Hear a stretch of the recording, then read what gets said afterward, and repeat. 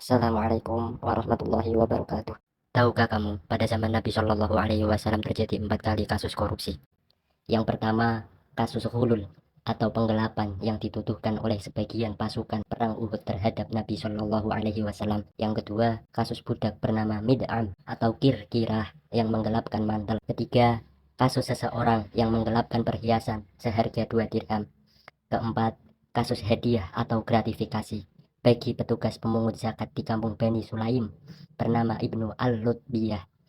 Mengenai kasus pertama, ghulul atau penggelapan yang dituduhkan oleh sebagian pasukan perang Uhud terhadap Nabi Shallallahu Alaihi Wasallam, Allah berfirman di dalam surat Ali Imran ayat 161, "Wa ma kana linabiyyin ayyaghul wa may yaghlul ya'ti bima ghalla yaumal qiyamah, tsumma tuwaffa kullu nafsin ma kasabat wa hum la yudlamun."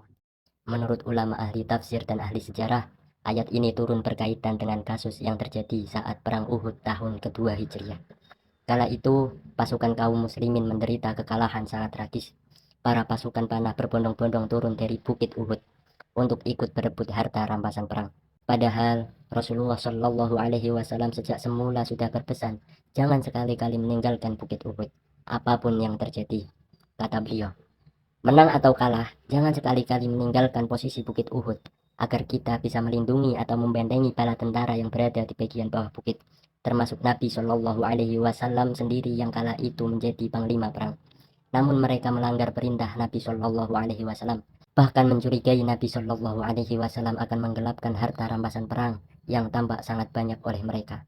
Pada saat Rasulullah Shallallahu Alaihi Wasallam mengetahui pasukan pemanah turun dari Bukit Uhud, beliau bersabda, "Donantum anna nahul wala nuqsimu lakum fa'anzalallahu hadhil ayah." Kalian pasti mengira bahwa kami akan melakukan ghulul, korupsi terhadap ghanimah atau harta rampasan perang, dan tidak akan membagikannya kepada kalian. Pada saat itulah turun surat Ali Imran ayat 161. Kasus korupsi yang kedua menimpa seorang budak bernama Mid'an atau Kirkirah. Dia seorang budak yang dihadiahkan untuk Nabi Shallallahu Alaihi Wasallam. Kemudian Nabi Shallallahu Alaihi Wasallam mengutusnya untuk membawakan sejumlah harta ghanimah atau hasil rampasan perang. Dalam sebuah perjalanan, tepatnya di Wadil Qura, tiba-tiba Mid'am atau Kirkirah, seorang budak itu terkena bidikan nyasar, salah tembak. Sebuah anak panah menusuk lehernya sehingga dia tewas. Para sahabat Nabi kaget. Mereka serentak mendoakan sang budak semoga masuk surga. Namun di luar dugaan, Rasulullah Shallallahu Alaihi Wasallam tiba-tiba bersabda bahwa dia tidak akan masuk surga. Tidak, demi Allah, yang diriku berada di tangannya. Sesungguhnya mantel yang diambilnya pada waktu penaklukan Khaybar dari rampasan perang yang belum dibagi akan menyulut api neraka yang akan membakarnya. Ketika orang-orang mendengar pernyataan Rasulullah itu, ada seorang lelaki datang kepada Rasulullah Shallallahu Alaihi Wasallam membawa seutas tali sepatu atau 2 utas tali sepatu. Ketika itu Nabi Shallallahu Alaihi Wasallam mengatakan, seutas tali sepatu sekalipun akan menjadi api neraka. Hadis riwayat Abu Dawud. Pelajaran yang bisa diambil, korupsi sebuah mantel dan seutas tali sepatu saja, sabda Nabi Shallallahu Alaihi Wasallam, pasti akan masuk neraka.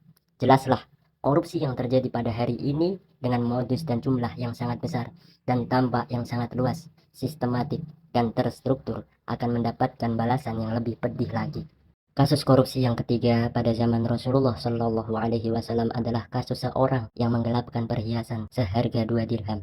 Hal ini dijelaskan dalam hadis riwayat Abu Dawud yang berbunyi, ada seorang sahabat Nabi yang meninggal dunia pada waktu terjadi peristiwa penaklukan Khaybar. Hal ini dibicarakan oleh mereka sehingga sampai terdengar Rasulullah Shallallahu Alaihi Wasallam.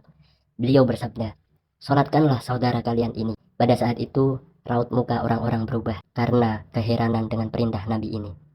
Rasulullah Shallallahu Alaihi Wasallam bersabda, "Sungguh, saudara kalian ini menggelapkan harta rampasan perang di jalan Allah." Ketika itu, kami langsung memeriksa harta bawaannya dan ternyata kami menemukan khorozan atau perhiasan atau manik-manik atau permata orang Yahudi yang harganya tidak mencapai 2 dirham. Hadis riwayat Abu Dawud. Perintah Nabi Shallallahu Alaihi Wasallam, "Sallu ala sahibikum." Salatkanlah saudara kalian ini.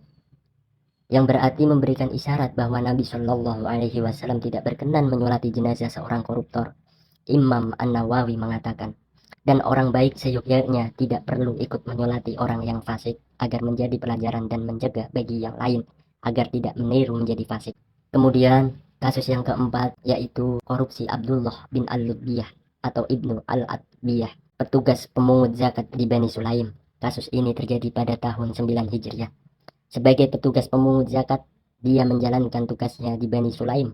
Hadis tentang kasus Ibnu Al-Lutbiyah ini diriwayatkan oleh Imam Muslim dan Al-Bukhari dengan redaksi Imam Muslim sebagai berikut, yang artinya dari Abi Humaid As-Sa'idi radhiyallahu an diriwayatkan bahwa ia berkata, Rasulullah Shallallahu alaihi wasallam mengangkat seseorang lelaki dari suku Al-Azd bernama Ibnu Al-Lutbiyah untuk menjadi pejabat pemungut zakat di Bani Sulaim. Ketika ia datang menghadap Nabi Shallallahu alaihi wasallam untuk melaporkan hasil pemungutan zakat, beliau memeriksanya. Ia berkata, "Ini harta zakatmu Nabi, dan yang ini adalah hadiah yang diberikan kepadaku." Lalu Rasulullah Shallallahu alaihi wasallam bersabda, "Jika engkau memang benar, maka apakah kalau engkau duduk di rumah ayahmu atau di rumah ibumu, hadiah itu datang kepadamu?" Kemudian Nabi Shallallahu alaihi wasallam berpidato mengucapkan tahmid dan memuji Allah. Lalu bersabda, "Selanjutnya, saya mengangkat seseorang di antaramu untuk melakukan tugas yang menjadi bagian dari apa yang telah dibebankan Allah kepadaku." Lalu orang tersebut datang dan berkata, "Ini hartamu Rasulullah, dan ini adalah hadiah yang diberikan kepadaku." Jika ia memang benar, maka apakah kalau ia duduk saja di rumah ayah dan ibunya, hadiah ini juga datang kepadanya? Demi Allah, begitu seorang mengambil sesuatu dari hadiah tanpa hak, maka nanti di hari kiamat ia akan menemui Allah dengan membawa hadiah yang diambilnya itu. Lalu saya akan mengenali seseorang dari kamu ketika menemui Allah. Ia memukuli di atas pundaknya unta yang dulu diambilnya, melengkik atau sapi melengkuh atau kambing mengembik. Hadis riwayat Al-Bukhari dan Muslim. Tindakan Nabi berpidato di hadapan publik membicarakan ketidakbenaran yang dilakukan oleh bawahannya ini dapat dikatakan bahwa Nabi Shallallahu alaihi wasallam mempublikasikan tindakan koruptor di media massa atau tempat umum agar menjadi pembelajaran bagi publik, dan agar seorang koruptor dan keluarganya malu dan jera dari tindakan korupsinya. Tindak pidana korupsi yang terjadi di Indonesia saat ini masuk dalam kategori jarimah takzir. Walaupun hanya masuk ke dalam jenis jarimah takzir, namun bahaya dan dampak negatifnya bisa lebih besar daripada mencuri dan merampok. Dengan demikian, bentuk hukuman takzirnya dapat berupa pidana pemecatan, pidana penjara seumur hidup, dan bahkan bisa berupa pidana mati. Untuk menindak pelaku korupsi bisa juga diambil dari jarimah hirabah. Tindak pidana ini disebutkan dalam Quran surat Al-Maidah ayat 33 dengan sanksi hukuman mati, disalib, dipotong tangan dan kaki secara silang atau diasingkan. Wallahu a'lam.